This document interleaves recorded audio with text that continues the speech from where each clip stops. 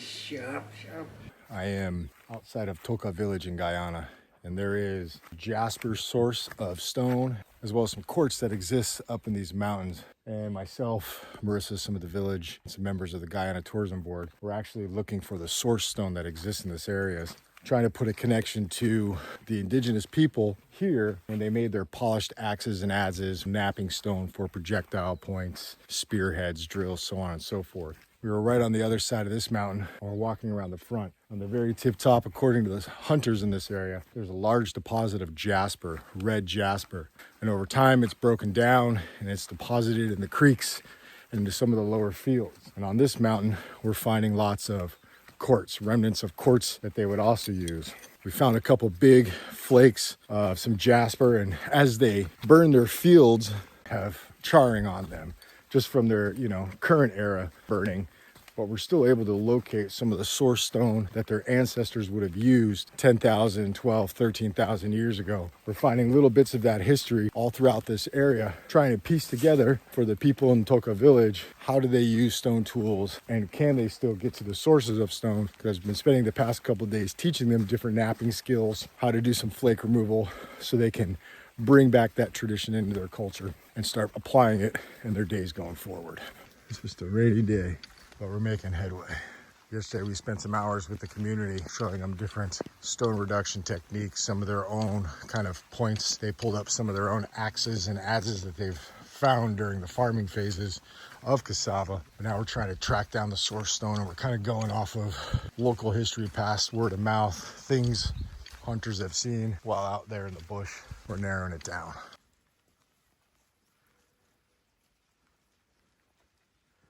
Well, we're looking for some flint rocks to make these spears. Yeah. So we visited the Janikro mountain and we found some on the bottom. So we now at the creek. Looking for the rocks. Yeah, looking for the rocks. So. We found some pieces. What are we cooking? Puri and aguti. Agouti. Agouti is a local delicacy. A giant rodent that tastes amazing. We're just roasting it up, doing it the bush style. Try to find that source stone and see about going into some of the natural spearheads and polished axes and adzes, kind of reaching back in time. All right, let's roll. Yeah, get up right there. Get it.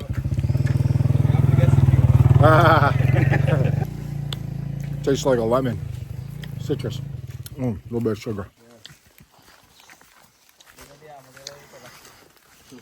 Yeah, so on these, you see on these mountain tops here, have a lot of old settlements. You'll find a lot of broken clay pots. Those areas you would find a lot of stone axe. Stone axes. Yeah, at the very top there, there's spring in caves around those areas there. At the very top of the mountain, Yeah. there's a lot of, there used to be a lot of these old axe. But the polished ones could have been, and were likely made in the streams and the rivers. Okay. All the polished axes and then brought back up to the top and worked, because you have the grinding stones, yeah? Yeah. All right, we just walked from the savannah across it to our camp. Now we're at the base of the mountain, heading into the jungle to look for more source stone, source rocks that they would have used traditionally to make all manner of tools.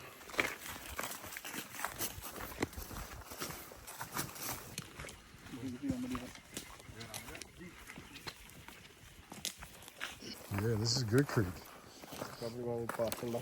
Some of these you could pick up that have a shape or a profile like this here.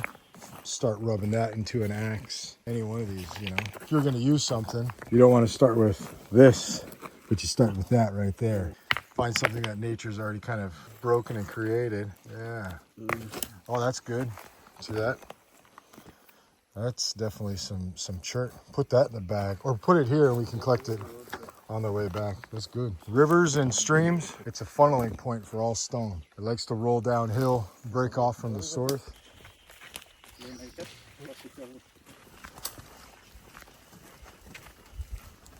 All this is a good sign. So this is the creek that runs all the way down.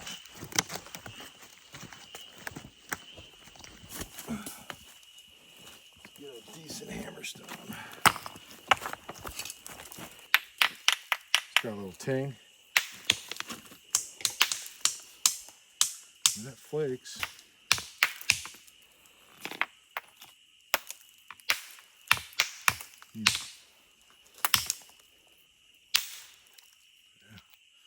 See all that sharpness?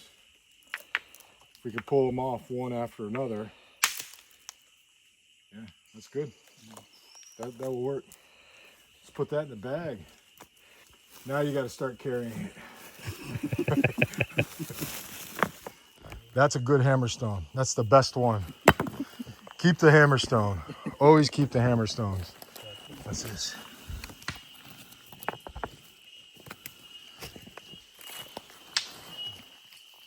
So, big rock, big hammerstone. So the hammerstone is in proportion to the rock. So this one might need a bigger hammerstone. We found a big piece of stone and we'll spall some pieces out to make it lighter. He's still carrying the same stone. But yes, we'll use this. Here, I'll show you. Hear the sound? And then hear this. That's a nice one. So we take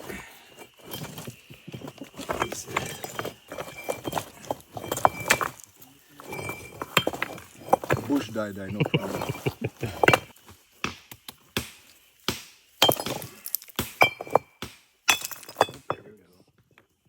See, like this. Now we take this, bring this back to camp. So we walked up to the mountains and we've come to a couple creeks and we're finding really great sign of stone. We're actually finding some, I'm just gonna call it Guyana chert at this point. It looks different than all the kind of granite and some of the basalt that's rolled down the mountain, but it's definitely nappable, waxy, glassy, smooth, and featureless. If we could make some preforms, we could shape them into polished axes, adzes, or use some of the flakes as projectile points. Some of those kind of concave fishtail points that are pretty specific to Central America all the way into the Northern South America. But we found some source stone, which is very promising for Toka and their napping adventures ahead. We're checking one more creek. What's that? Remember, big rock to break big rock. We got some great hammer stones. We found some source stone and some stone we can use. Good hammer stones. We need the hammer stones to break the material we're bringing back and see if we can get some preforms, some projectile points, any sort of the traditional tools that would have been used here. And once they have it, they can locate it. It's endless possibilities for the people of Toka village to maintain their culture and some of their ancestral practices. The rain's coming down. We'll head back to camp, eat some bush meat, and we'll see what happens next. What's the lesson you learned? The big rock. Big rock, big stone. Big rock Big. breaks big rocks. This guy, huge piece of chert, hitting it with the tiniest rock. I was like, all right, I'm just gonna give you a word of advice. A big rock breaks a big rock. And he didn't believe me at first, so I let him go for another 10 minutes. And then I said, big rock breaks big rock. Small rock, break big rock. Small rock don't break big rock.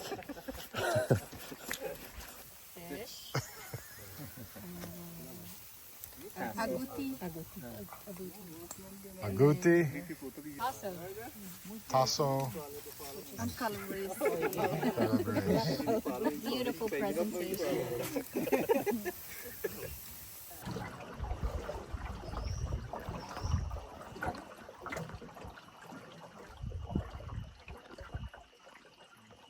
So we are back from the bush, out of the mountains, and we are pretty much drying out after about 12 to 13 hours of rain. We kind of put our experimentation and napping on a little hiatus. Some of the things that we walked out of the mountains with are a whole variety of hammerstones that is really necessary for folks in Toka to really start breaking into rocks and shaping. Now, I brought some different billets, moose and whitetail for them to have and keep. It's not really the best quality when we think of something like a Georgetown, but it is stone that is workable to shape into preforms and then polish into axes. Maybe a little heat could be applied to it. It might change the dynamics, but I'm calling this that kind of Toka chert. It's definitely workable. So we're going to do some experimentation with it a little bit later as well as this kind of red jasper we kept coming across. Two different mountains yielded pretty much different stones. And in between these two mountains, we came across a whole bunch of quartz and quartzite. This was kind of just that beginning phase. We know where the stone is. They can go up there and resource large quantities of it.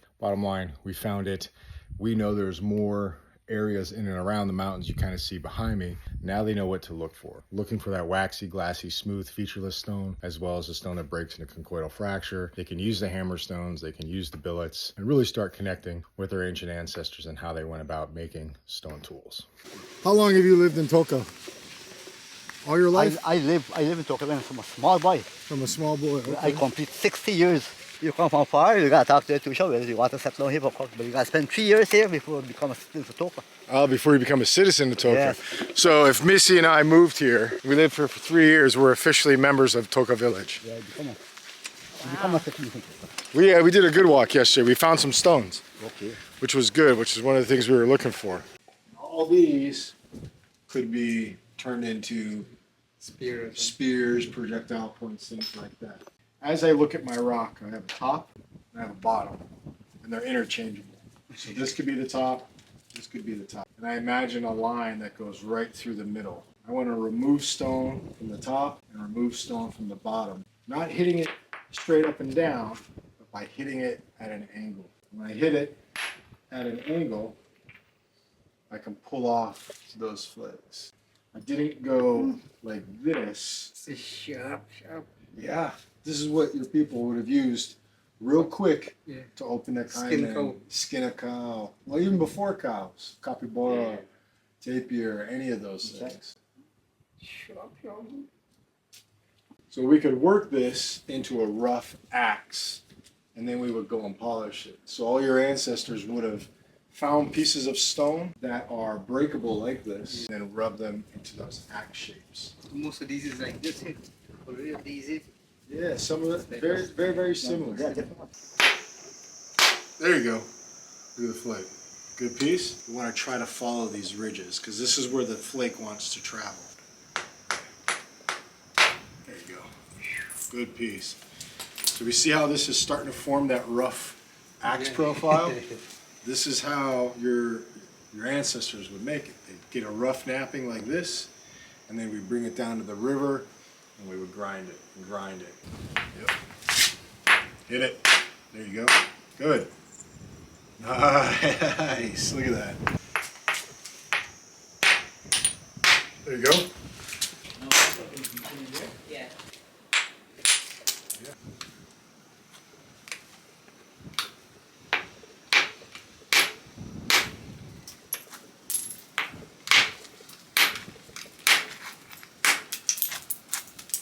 Some of the men are sitting up in the rocks, polishing some axes. Don't have a stream. Bucket of water. How we doing? Yeah. The 3 Stone Age men. Yeah, that's it. That's it.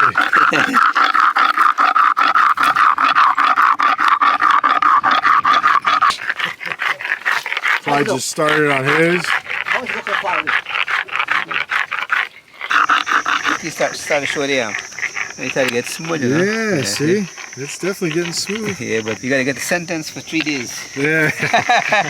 They're talking about using polishing stone as a punishment. As a punishment. 3 days of polishing. Get the edges. The edges help define the face. And we'll be good to go.